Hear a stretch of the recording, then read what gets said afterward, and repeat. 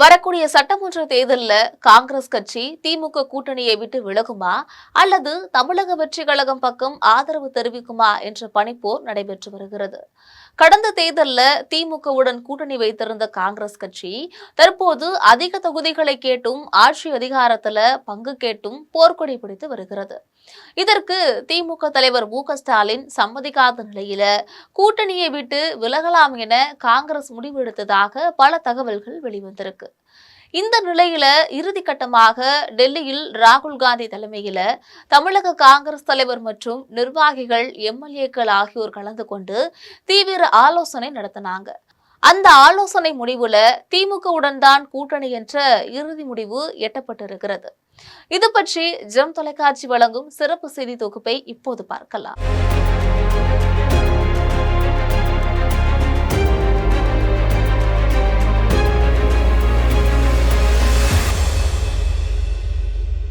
தமிழக அரசியலை பொறுத்த வரைக்கும் காங்கிரஸ் கட்சிக்கு 4% வாக்கு வங்கிதான் இருக்கிறது.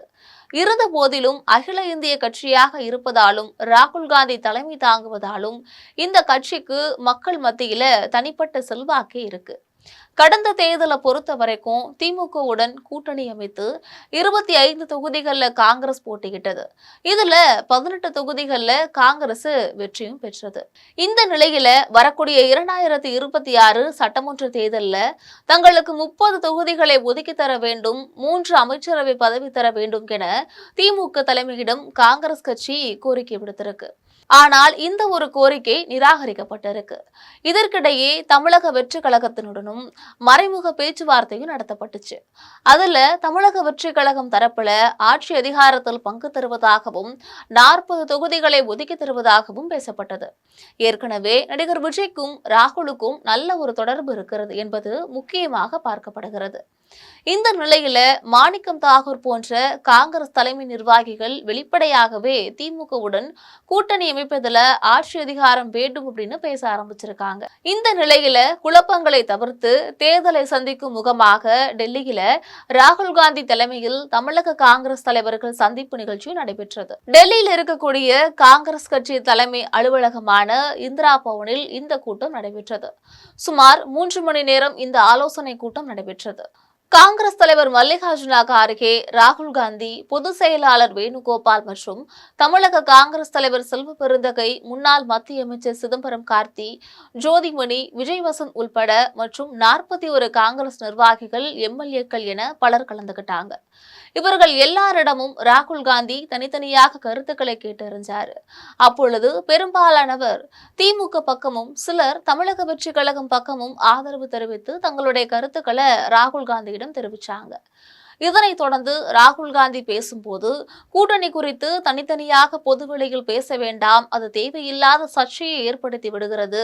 திமுகவுடன் கூட்டணி என்பது குறித்து டெல்லி காங்கிரஸ் தலைமையிடம் முடிவு எடுக்கும். இந்த ஆலோசனைப்படி தமிழக காங்கிரஸ் கட்சியினர் செயல்பட வேண்டும். திமுகவை பொறுத்தவரையில் ஆட்சியில் பங்கு தர முடியாது என மு.க.ஸ்டாலின் தெரிவித்துள்ளார். எனவே ஆட்சியில் பங்கு கேட்டு தொடர்ந்து பிரச்சனைகளை ஏற்படுத்த வேண்டாம். அடுத்த கட்ட சந்திப்பின் போது தொகுதிகளை மட்டும் அதிகப்படியாக கேட்டு பாருங்கள். எந்த வகையிலும் திமுகவுடன் கூட்டணி வைத்துக் கொள்வது நல்லது என தெரிகிறது. இருந்த போதும் இது பற்றி முடிவு விரைவில் அறிவிக்கப்படும் அப்படின்னு பேசியிருக்காரு. இதனைத் தொடர்ந்து தமிழக காங்கிரஸ் தலைவர் செல்வ பெருந்தகை பத்திரிகையாளர்களை சந்தித்த போது கூட்டணி குறித்து ராகுல் காந்தி தனித்தனியாக கேட்டறிந்தார். இது தொடர்பாக பொதுவெளியில் எதுவும் பேசக்கூடாது என்றும் தெரிவித்திருக்கிறார். இதனைத் தொடர்ந்து திமுக காங்கிரஸ் கூட்டணி தொடர்பாக மீண்டும் பேச்சுவார்த்தை நடத்தப்படும்.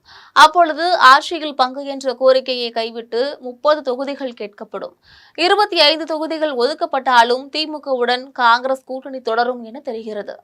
இதுபோன்ற அரசியல் பின்னணி செய்திகளை தெரிந்து கொள்ள ஜெம் தொலைக்காட்சியுடன் தொடர்பில் இருங்கள். நன்றி.